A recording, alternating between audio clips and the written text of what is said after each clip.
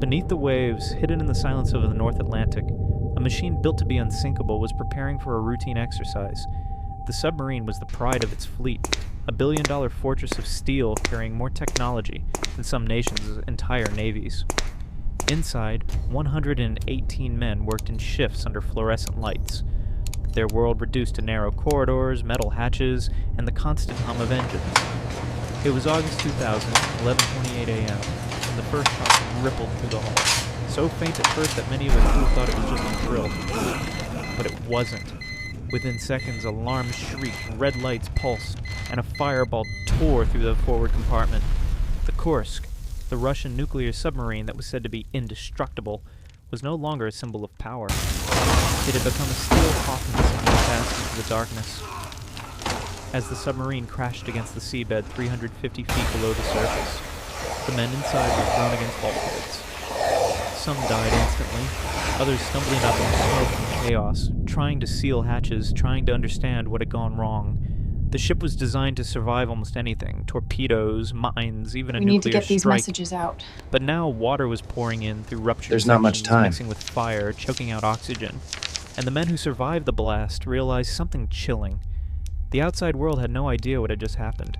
They were alone.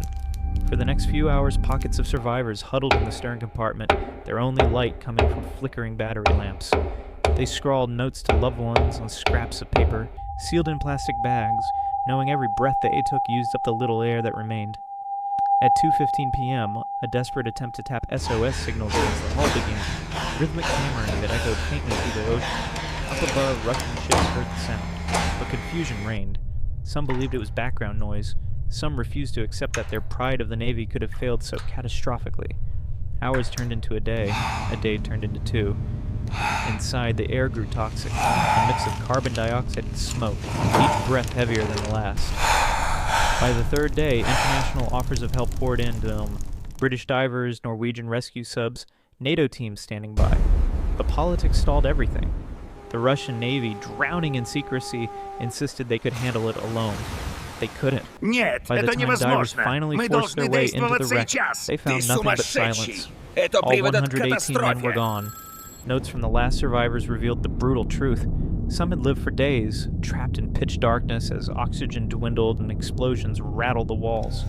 They had waited, believing rescue was coming, clinging to the idea that the submarine that wasn't supposed to fail couldn't possibly be left behind. The Kursk disaster remains one of the most haunting submarine tragedies in history, not because of what broke the vessel, but because of what broke out. A weapon designed to showcase strength became a symbol of weakness, secrecy, and silence. And beneath the waves, the men who should have come home never did, leaving only their final words to tell the story of the submarine that should never have failed.